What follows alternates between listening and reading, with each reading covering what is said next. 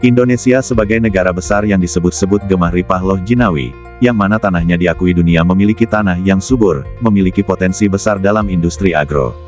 Industri agro merupakan kelompok sektor manufaktur yang selama ini memberikan kontribusi besar terhadap perekonomian nasional. Badan Pusat Statistik (BPS) melaporkan ekspor pertanian selama Januari tahun 2024 mengalami kenaikan sebesar 5,32% dibandingkan bulan sebelumnya, month to month M2M, dan meningkat 0,11% dibandingkan tahun sebelumnya, year on year, year on year. Kenaikan ini justru terjadi pada saat sektor-sektor industri non-migas lainnya mengalami penurunan. Dengan kenaikan tersebut, maka sektor pertanian menjadi satu-satunya yang tumbuh secara bulanan maupun tahunan. Peningkatan ekspor pada sektor pertanian disebut BPS, mendapatkan sumbangan dari peningkatan ekspor diantaranya produk kelapa sawit dan sarang burung walet. Dilansir dari laman Kementerian Keuangan, sektor pertanian menjadi fokus utama pemerintah dalam menjaga ketahanan pangan dan mendukung pertumbuhan ekonomi nasional.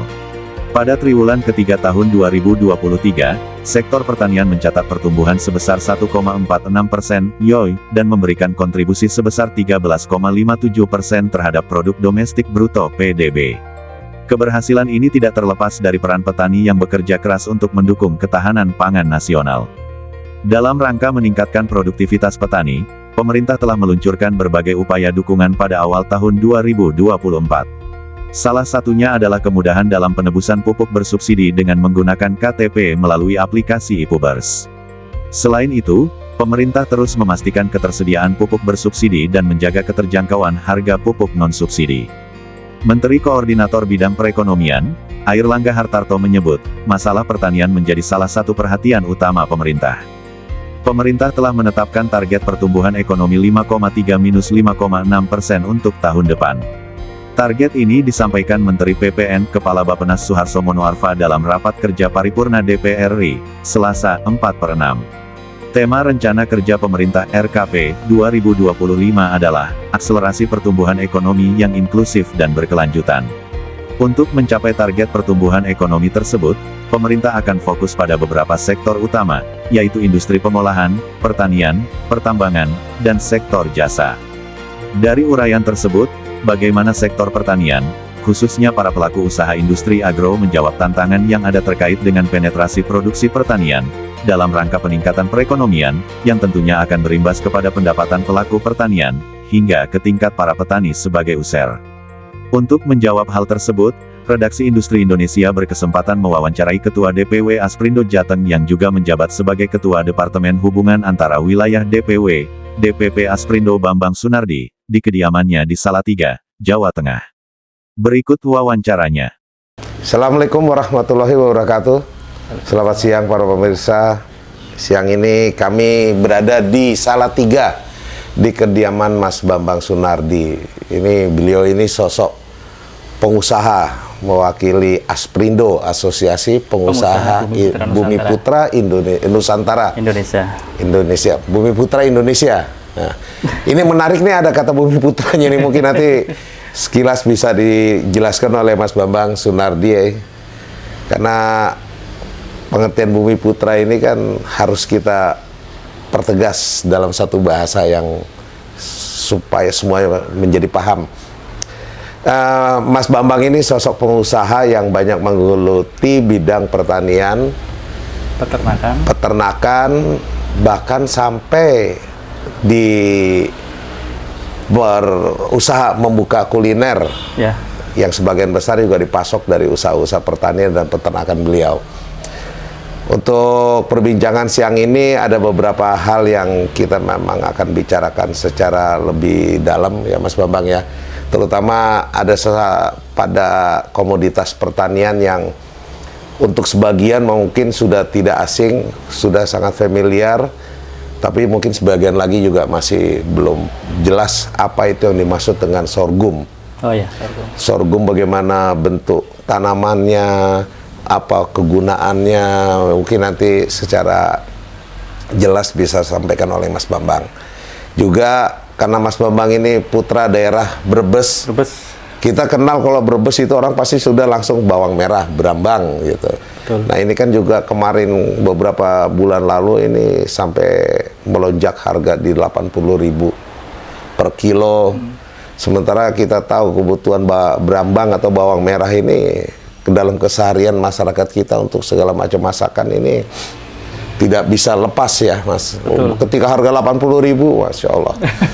Ini memang bawang merah ini selalu menjadi hal yang unik ya. Utamanya bawang merah Brebes, harga melonjak tinggi, kadang-kadang harga anjlok sampai dibuang-buang di jalan.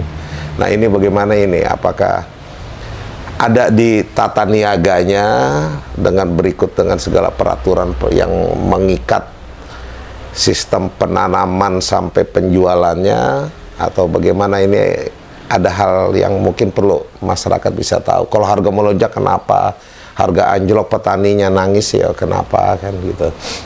Terus juga terkait dengan ini Mas Bambang juga sedang merambah pada pemanfaatan pengelolaan SRG, gudang SRG yang kita biasa kenal dengan sistem resi gudang.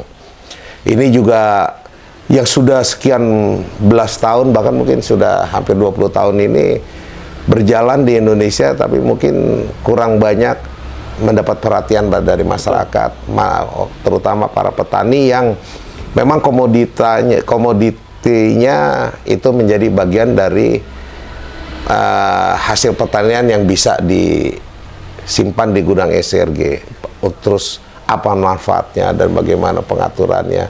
Siapa yang punya gudang SRG ini juga kita kadang-kadang lewat gudang SRG itu siapa punya gitu kan? Terus apa fungsinya? Ya, mungkin Mas Bambang bisa lebih banyak menyampaikan.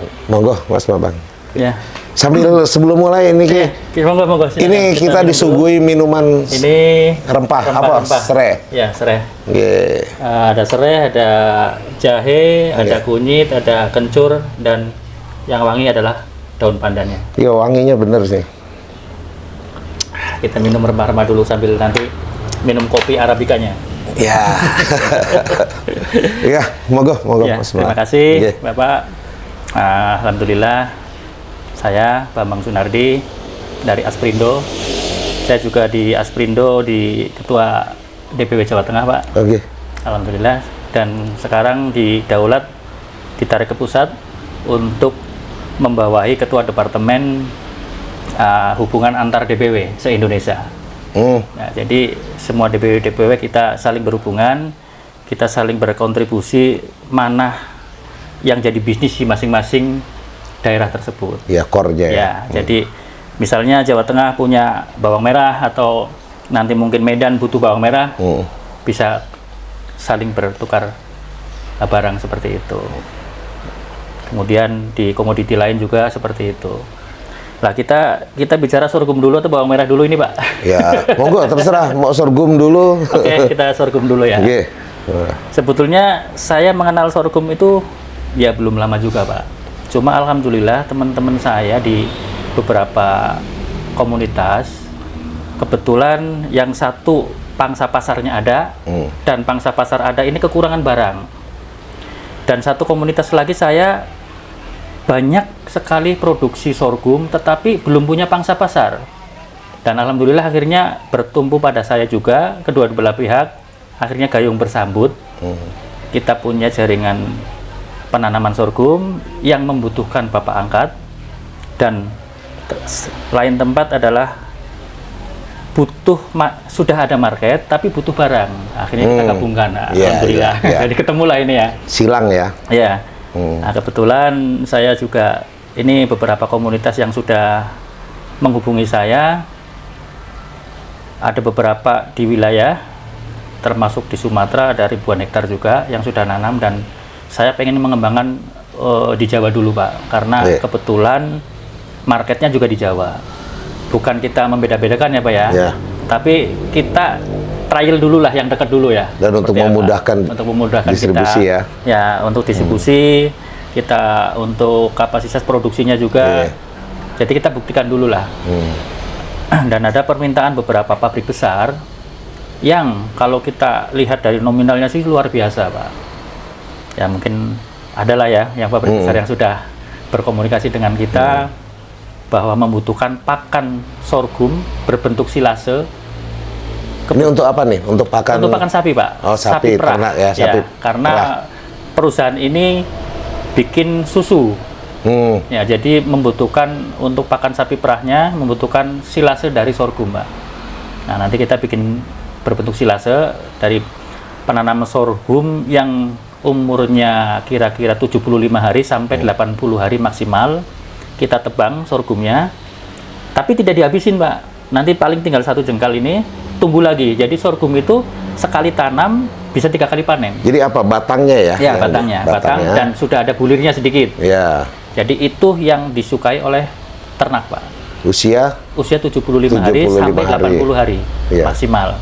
Nanti kita bikin pakan, dicacah pakai mesin, kita semacam fermentasi ya, dibikin silase, nanti kita ikat itu di plastik-plastik seperti itu, rapetin dulu.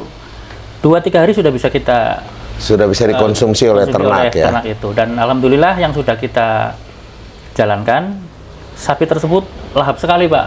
Dikasih rumput yang lain sudah nggak mau pengennya silase ini karena kita punya ramuan ya, punya prebiotiknya itu khusus, dan insya Allah dalam waktu dekat kita bikin nanti hasil uji labnya biar kita juga punya pegangan itu untuk membuktikan bahwa pakan kita adalah benar-benar dibutuhkan kebutuhannya oleh ternak tersebut, seperti itu. Ini pembuatan silase kalau dicampur dengan rumput gajah misalnya atau apa, jadi batang-batang dan daun sorghum ini dicampur dengan rumput gajah bisa dijadikan silase untuk pakan ternak? Sebetulnya memang bisa, Pak. Cuma yang paling bagus saat ini, kandungan yang paling bagus adalah di dalam batang sorghum. Batang sorghum itu banyak mengandung zat-zat yang bagus ya. Bisa jadi nanti jadi gula juga bisa. Jadi ketika membuat silase harus murni sorghum nih. Kalau ini yang dibutuhkan oleh pabrikan tersebut adalah pengennya sorghum murni, Pak. Oh gitu ya. Tapi kalau mau dicampur juga bisa. Sudah bisa. Dulu pernah dia pakai jagung juga. Cuma kandungannya kalah dengan sorghum. Jagung, batang dan daun. Batang, daun semuanya. Sorghum juga batang dan daun dan bulirnya yang masih berupa pokoknya semuanya dihabis semua ya. Jadi keuntungan nanam sorghum itu sekali tanam bisa untuk 3 kali panen. Lain dengan jagung ya, Pak ya. Kalau jagung kan sekali tanam, sekali panen. Tanam lagi. Kalau ini, dan sorghum yang sudah kita kerjakan per hektarnya ya, Pak ya. Dalam waktu 75 hari sampai 80 hari, panen pertama itu bisa menghasilkan 50 ton batang. Panen pertama di 75 hari pertama. Itu sekitar 50 ton. Panen kedua 75 hari lagi. 75 hari mulai dari proses tumbuh lagi. Itu sekitar bisa sampai 70 ton. Meningkat. Meningkat.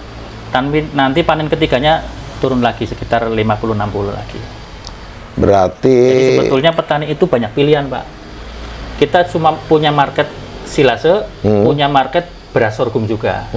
Silakan nanti petaninya pilihannya yang mana yang menghasilkan dan efektif. Ya, seperti itu. 1 tahun itu kira-kira bisa berapa kali panen, Mas Bambang? Kalau kita panen sorghumnya berupa beras, ya, menjadikan makanan untuk food ya, itu kan umurnya bisa sampai 100 hari, Pak. Berarti 3 bulan sampai 4 bulan. Antara itu sampai pengeringan, sampai jemur, itu 1 tahun bisa 3 kali. Maksimal 3 kali. Tapi kalau kita panennya berbentuk batang untuk pakan ya, pakan untuk batang ternak kan cuma tumur 75 hari. 75. Jadi bisa sampai 5-6 kali. Jadi satu tanaman itu kan 3 kali panen. Iya, benar. Seperti itu. Nah, sampai sejauh ini itu konsumsi terbesar dari sorghum ya, itu lebih ke pakan ternak atau ke konsumsi manusia sebagai pengganti beras? Sebetulnya kalau untuk pengganti beras itu sangat bagus sekali, Pak, kandungannya. Cuma baru sedikit yang memanfaatkan itu, dan baru sedikit juga yang perhatian sama kandungan sorghum itu. Bukan khalayak rame masyarakat umum ya, karena harganya mungkin harga lebih mahal daripada beras. Jadi yang mengkonsumsi ya tingkat menengah ke atas kebanyakan. Dan itu yang dibutuhkan biasanya itu anak-anak autis, Pak. Berkebutuhan khusus ya. Terus ke rumah sakit. Jadi memang belum begitu banyak, tapi masih terbuka, Pak, pasar. masih kekurangan lah. Arti sosialisasinya masih harus lebih digalakan lagi. Sebetulnya pasar masih terbuka, barang juga masih kekurangan. Itu rasanya gimana Mas dibanding dengan nasi? Rasanya enak Pak, itu Sama. hampir sama, tapi kandungan gulanya kan dikit ya, itu ya. Sedikit, Jadi lebih sehat ya. Itu aja sih. Dan ada teman saya, bosnya teman saya itu punya rumah makan di Jakarta katanya itu, apa namanya, nasi goreng sorghum Pak. Satu porsinya lah mahal sekali Pak itu Pak. Satu porsinya sampai 80.000. Nah ini kalau sorghum ini memang kan bukan tanaman endemik Nusantara ya, Ya. itu kan dari Afrika kalau nggak salah. Terus kira-kira nih para petani sorghum ini harapannya terhadap dukungan pemerintah supaya benar-benar ini bisa menjadi salah satu alternatif dalam rangka menunjang ketahanan pangan. Ini gimana nih? Jadi kan perlu pembuktian juga ya Pak ya. Makanya kami ada 2 market. Ya, satu tadi untuk food, tapi kalau kebutuhan food kan belum terlalu masif ya. Tapi ini Ada keinginan nggak untuk ditingkatkan supaya memang masyarakat mengkonsumsi sorghum gitu? sebetulnya itulah kita pengennya masuk ke sana karena kan kesehatan lebih penting ya Pak ya. Iya. Ya, makanya kita tetap mau masuk ke sana. Sambil jalan kita ada 2 alternatif ke beras sorghum. Tetapi ini yang sangat banyak kebutuhannya adalah untuk pakan ternak Pak. Jadi kita masifkan saat ini masih itu ya? saat ini masih kebutuhannya dibandingkan dengan food lebih banyak dengan feednya. Ya, untuk pakan ternak, karena saya juga ada kalau kita sudah siap, kebutuhan untuk pakan ternak itu 600 ton per hari. Se-Indonesia atau se-Jawa? Baru salah satu perusahaan. Baru satu perusahaan membutuhkan luar biasa. 600 ton per hari, Pak. Coba bayangkan kalau 600 ton per Iya, hari. iya. Kita harus mempunyai berapa hektar itu tiap hari panen. Iya, iya. Nah, itu kan sangat luar biasa potensinya, masih banyak. Jadi kita mau menggerakkan petani-petani jaringan kita yang di budidaya sorghum. Saya sampaikan bahwa ada kebutuhan khusus seperti ini. Di samping nanti kalau yang mau sampai beras ya juga kita terima gitu, seperti itu. Itu butuh lahan khusus nggak Mas untuk sorghum? Misalnya dengan cuaca, dengan iklim sekian, ketinggian sekian misalnya, nggak? Sebetulnya enggak Pak. Semua daerah bagus untuk sorghum. Dengan Baik kondisi di dataran lahan ya, baik di Iya. dataran yang rendah maupun yang di yang pegunungan tinggi. juga bagus. Kita juga ada penanaman di Pantura maupun yang sudah di dataran tinggi. Kita sudah Ini ada semua. butuh air banyak nggak dalam Nah, pemeliharaannya? Kalau untuk pemeliharaannya mungkin sebulan pertama, Pak. Bulan pertama kita harus memang air sudah harus berkecukupan. Nanti bulan selanjutnya kita nggak terlalu membutuhkan Sampai panen. sampai panen. Oh iya. Seperti itu. Ini menarik ini, Mas Bambang. Mungkin bisa jadi alternatif ya untuk saudara-saudara kita yang ada di lahan-lahan kritis, lahan-lahan tandus ya. Betul, Pak. Yang Yang kemiringan untuk padi yang sangat kurang ya. ekstrim misalnya. Yang Itu untuk masih padi. mungkin ya? Masih dengan mungkin. kemiringan Masih yang ekstrim ya. Tinggal kita Jadi- nanti cara panennya seperti apa kan kita Nanti teknis. nyari bibitnya gimana nih? Masalah. Itu sangat mudah, Pak. Kita sudah punya bibit yang standar dari IPB ya. Ya. Ya, Biogima 1, 2, dan 3 itu bagus untuk food Dan ya. mudah mendapatkannya. Mudah. Pupuknya bagaimana? Ya, terkait dengan pupuk dibandingkan dengan jagung ya. Jagung itu 1 hektar bisa menghabiskan pupuk minimal 3 kintal. Tapi kalau sorghum paling 1 kintal sudah Sangat ekonomis ya. ekonomis sekali. Dan pakai pupuk organik lebih bagus lagi. Ini ngomong-ngomong nih, kita juga pengen tahu kan, ini tanaman menjadi produktif atau tidak produktif, berapa harga jualnya Mas kalau panen nih? Oke, kalau harga berupa bulir ya, Ya, berupa bulir yang sekian bulan harus panen ya. ya, 3 bulan ya Ya, 3 kira-kira. bulan. Itu saat ini harganya kisaran antara 5.000 sampai 6.000 Pak per kilo. Sudah digiling? Belum. Belum Masih- dikupas? masih gabah. Masih gabah. Kalau sudah dikupas jadi beras, harga terendah itu 15.000. Oh, tetap di atas. Ya, di atas beras ya. Harga terendah. Tapi kalau yang kualitas bagus bisa sampai 20-25. Oh, Nah, itu seperti itu. Jadi masih, dibandingkan dengan beras masih memang belum ekonomis juga ya. memang tadi kan saya sudah sampaikan yang mengkonsumsi sorghum kebanyakan masyarakat menengah ke atas yang sudah ya. care dengan kesehatan itu seperti itu. Rata-rata. Ini mungkin karena masih terbatas mungkin ya. Ya mungkin karena mungkin memang produksinya masih terbatas, jadi ini termasuk masih barang langka ya Pak ya. Iya. Seperti itu. Jadi memang pasarnya masih mahal. Kalau kira-kira gini, petani sorghum mengharapkan panen bulir, tapi juga dia tidak membuang batang dan daun. Bisa, sangat bisa sekali. Gitu Begitu ya. panen bulir, umur sudah panen kan pasti ditebang Pak. Ya, Daripada itu kan dibuang. pasti kebuang kan. Nah, Pasti dibuang. daripada kebuang, Nah, kita bikin silase. jadi silase. Tapi memang kandungannya nggak sebagus silase yang tidak berbulir. tidak diambil itunya. Iya, iya. Masih itu. Tetapi ya kita masih punya pangsa pasar itu. Tetap Masih ada. diterima ya. Jadi ada pendapatan tambahan lah. Iya, iya. Nah. Seperti itu. Ini menarik ini Mas, kita ngomong sorghum. Mungkin nanti butuh waktu khusus lah.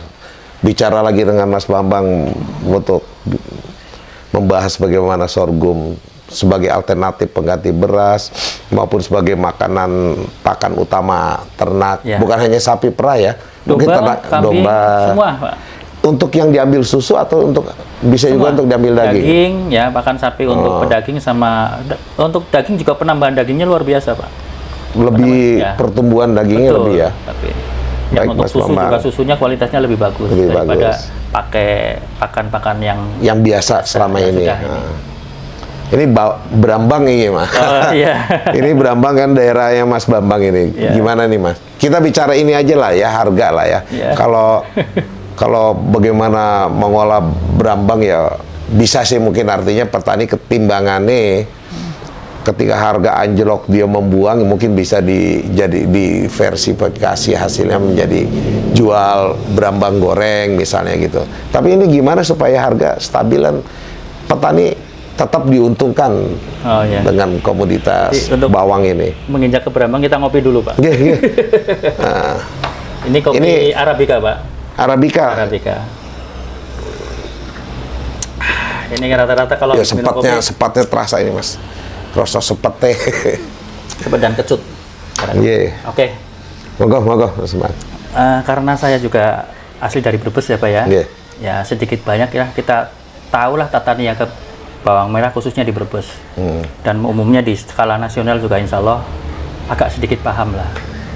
Sebetulnya itu pemerintah ya memang harus turun Pak untuk menstabilkan harga bawang. Ya. Jangan sampai pada saat-saat tertentu panen raya yang begitu masif, begitu melimpah. Masuk impor. Nah itu dia. Ya. Tapi kayaknya sekarang sudah nggak begitu kayak dulu. Panen raya impor juga sekarang sudah agak dibatasi. Yeah. Nggak kayak dulu bareng-bareng jadi tambah hancur. Cuma memang bawang merah di Brebes ini kan pemerintah kan sudah buat program penanaman bawang merah seluruh Indonesia Pak. Iya. Ada disediakan bibit gratis kan dari berbagai jenis. Dan alhamdulillah jenis bawang merah yang di Brebes itu cocok di semua daerah. Oh, itu dari bibit dari Brebes ya. Itu cocok di semua daerah. Kalau ada beberapa. Probolinggo Itu bibit cocok sendiri. juga. Cocok juga, dari tapi dia Brebes punya juga. bibit sendiri sama Nganjuk ya, sama NTB, Entrekan itu rata-rata pakainya Philip. Nah, dia cocoknya di Philip, tapi Brebes juga cocok di sana. Cuma memang kurang gede kalau bawang Brebes. Bentuknya memang agak lonjong. Jadi sebetulnya kalau pemerintah mau turun dan mengelola tata produksinya, Yeah. tata produksinya dulu Pak.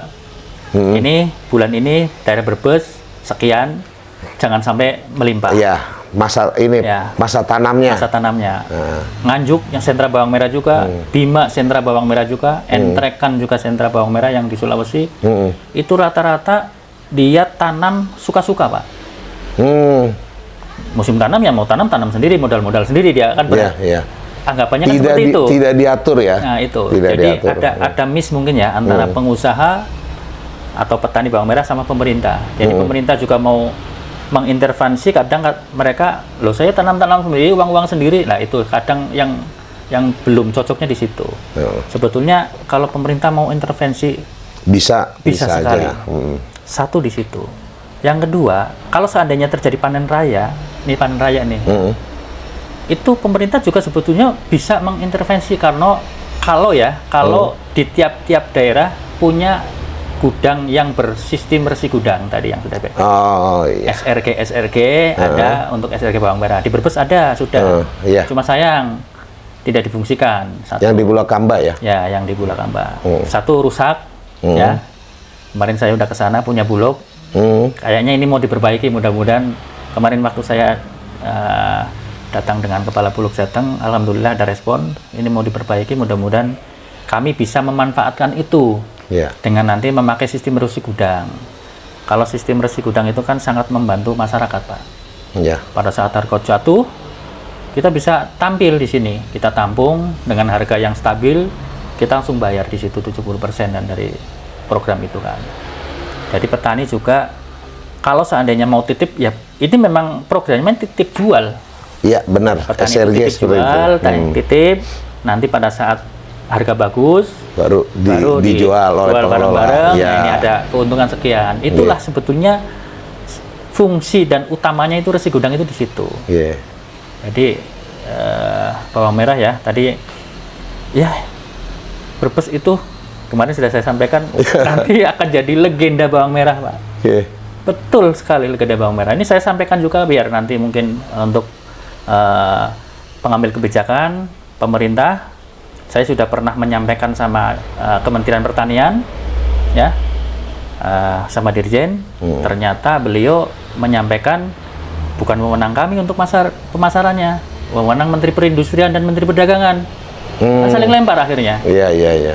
Ya kan? Pada saat harga jatuh, mana yang tampil? Kementerian mana yang tampil? Nggak ada yang mau tampil. Ini saya sampaikan sekalian di sini. Iya.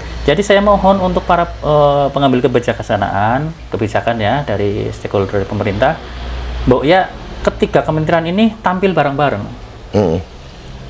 Oke lah, Menteri Pertanian sudah berusaha untuk memaksimalkan produksi. Bagus produksinya. Iya. Pasca panennya kemana? Kan Kementerian Perindustrian dan Perdagangan harus tampil juga, Pak. Ya. Mau dijadikan apa ini bawang merah? Benar. Dan di Brebes sudah ada produksi bawang goreng sama pasta bawang merah itu untuk diekspor. Tetapi ini masih sedikit, masih belum sangat bisa menampung itu, dan pangsa pasarnya juga masih terbatas. Masih butuh investasi lagi ya, para yang harusnya ini tertarik Kementerian untuk itu. Perindustrian ini diolah jadi apa nih? Nah, jadi pasta bawang merah bagus lah. Satu lagi tampil Kementerian Perdagangannya, pasarkan ke internasional. Ya, nah, itu kan benar. sangat membantu sebetulnya, Benar, Pak. benar. Kalau itu. Di samping itu kan kita punya sistem SRG juga. Nah, SRG kan kita tampil juga nanti. Jadi semua itu akan dengan melibatkan sinergi perbankan semuanya, ya, perbankan untuk membantu ya. petani yang tadinya produksi, dia biasanya dapat utang dari toko obat atau apa, Ya. ya kan bisa langsung bayar ke situ. Benar. Dan menunggu harga bagus, mereka juga akan mendapatkan profit nantinya. Ya, keuntungannya lagi tidak sampai sekarang harga 10.000 dijual 10.000 selesai. Nah, jadi kembali lagi yang tadi saya omongkan akan jadi legenda bawang ya. Ya. Itu jadi ceritanya seperti ini, Pak. Contoh Bapak punya uang 100 juta. Oke. Ya. Nanam bawang merah di Brebes paling mendapatkan maksimal 1 hektar. Dengan perputaran uang 100 juta. Kenapa 100 juta cuma dapat 1 hektar? Karena di Brebes pengolahan tanahnya mahal, Pak. Pengolahan tanah, pupuk, ya harus ada obat-obatan. Iya. Karena tanah di Brebes sudah jenuh ya. Jadi obatnya harus lebih banyak lagi. Kandungan haranya udah makin berkurang. Nah, dan mendapatkan hasil maksimal 8 sampai 10 ton Per hektar. per hektar.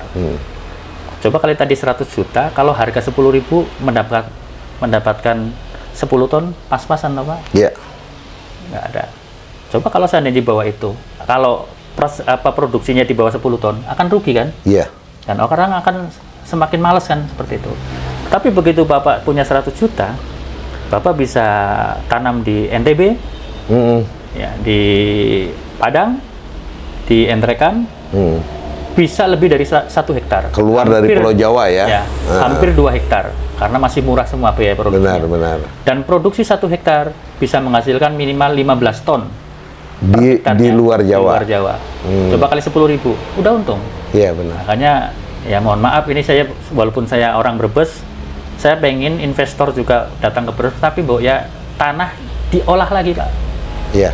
Dan ini tugasnya Dinas Pertanian yang memberikan sosialisasi untuk penyuburan tanah, jangan terlalu kimia yang dikedepankan. Ya. Nah, kasihan, saya merasa orang Brebes pengen tanah di Brebes itu subur lagi, bagus lagi. Ayo kita bareng-bareng bikin suatu kawasan yang bebas dari minimal ya, di minimal, bukan bebas sama sekali ya, mungkin bertahap, minimal dari unsur kimia berkurang, seperti itu. Oke, terima kasih Mas Bambang, ini menarik sekali. Jadi kita sebentar ini aja sudah dapat bahasan 3 ya. Kita bicara sorghum sebagai satu komoditas pertanian yang diharapkan menjadi alternatif atau pengganti beras. Kita juga bicara bawang merah, berambang ini, dan fungsi SRG sekaligus. Ya, jadi SRG itu saya tambahin Pak, itu kan bukan cuma untuk bawang merah saja ya. Benar, ada SRG ada 22 komoditi. Ya. Silakan nanti bisa di Google apa yang bisa diperbantukan, dan kami bersama tim lagi mensosialisasikan SRG di tiap-tiap kabupaten. Ya, Ini mudah-mudahan di Temanggung tembakau juga sudah masuk kan. Terus garam ini Pak, waduh, mohon maaf ini ada di tambahan Rembang lagi. gimana? Garam ini harganya murah sekali, petani pada nangis Pak. Benar. Mana pemerintah tampil SRG-nya? Ya. Sementara ada gudang-gudang yang bisa dimanfaatkan SRG tapi mangkrak. Ya. Ada salah satu kabupaten yang lagi dimangkrakkan ini, makanya saya lagi coba hubungi. Itu kalau nggak salah udah lama itu. Iya, biar gudang tersebut bermanfaat untuk petani. Kita bikin SRG di situ, petani masuk garam dengan harga yang stabil, yang standar, petani juga tidak rugi. Seperti itu Pak. Mudah-mudahan untuk gudang-gudang SRG di semua kabupaten ada. Pengen saya di semua kabupaten harus ada gudang SRG yang menampung hasil pertanian, perikanan, dan peternakan. Seperti itu Pak. Insya Allah ya Mas ya. Jadi Mas Bambang ini sekaligus juga mewakili Asosiasi Pengusaha Pribumi Indonesia, mengajak juga para pelaku usaha Indonesia untuk bergabung bersama memikirkan bagaimana mengatasi permasalahan bangsa, bagaimana mengisi pembangunan ini, memajukan pertanian, karena ya bagaimanapun kita juga bagian dari bangsa agraris. Ya, betul. Selain juga kita bangsa maritim. Semoga Asperindo ini bisa menjadi ini Mas, penggerak benar. Siap, ya. Amin. Bagaimana para petani terutama yang di daerah-daerah ini. Kalau tidak dirangkul, tidak digabungkan dalam satu kekuatan bersama ini sulit sepertinya. Jadi mungkin Asperindo lah bisa ambil peran seperti ini. Siap. Terima kasih juga dengan ketua-ketua Asperindo di seluruh Indonesia. Ayo kita sama-sama bergabung untuk bisnis matchingnya. Dan saya izin pada Ketum Asperindo Pak Jos Rizal dan Sekretaris Asperindo Sekjen Bu Ana. Ayo kita garap bareng-bareng di seluruh wilayah Indonesia, bisnis matchingnya dikedepankan biar sama-sama saling sukses bareng-bareng. Terima kasih. Ya, terima kasih. Ya, pemirsa, kita akhiri perbincangan awal ini dengan Mas Bambang.